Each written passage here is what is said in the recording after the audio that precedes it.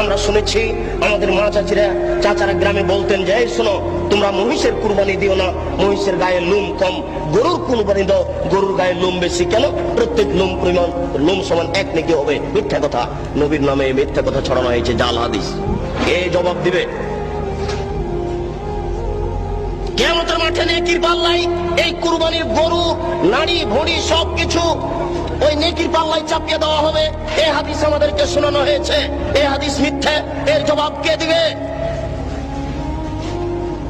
গরু দিয়ে, উট দিয়ে আকিকে চলে না, এই হাদিস মিথ্যে, এটা জাল হাদিস, রাসূলের উপরে এটা বানিয়ে ছড়ানো হয়েছে। এর জবাব কে দিবে? বাচ্চার কানের পাশে আজান দিতে হবে, কথা সত্য। ডান কানে আজান দিতে হবে, বাম কানে ইকামত দিতে হবে, এই হাদিস মিথ্যে। রাসূলের কথা বলেননি, এই হাদিসের জবাব কে দিবে? মায়ের দিকে সুনজরে তাকালে কবুল হজের সমান নেকি হয়, এ হাদিস মিথ্যে। মায়ের পায়ের নিচে জান্নাত, এ হাদিস সত্য। মায়ের পায়ের নিচে জান্নাত, এ হাদিস ঠিক। মায়ের পায়ের নিচে জান্নাত, এ হাদিস ঠিক। বাপ মায়ের নিচে নিকটে বাপ মায়ের দিকে সুনজরে দেখলে কবুল হজের সমান নেকি হবে, এ হাদিস রাসূলের উপরে মিথ্যা আরোপ করা হয়েছে। এই জবাব কে দিবে?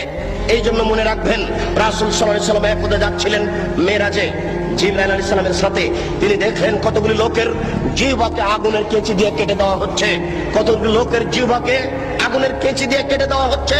আল্লাহর নবী বললেন, মান হাওলায়ে জিবরাইল, এরা কারা যাদের জিহ্বা কেটে দেওয়া হচ্ছে? জিবরাইল আলাইহিস সালাম বলেন, হাওলায়ে খুতবাইনুল উম্মাতিক, এরা হচ্ছে আপনার উম্মতের বক্তা, যারা বক্তৃতা করে বেড়াতো, তাদের জিহ্বা আগুনের কেঁচি দিয়ে কেটে দেওয়া হচ্ছে। কি বুঝলেন?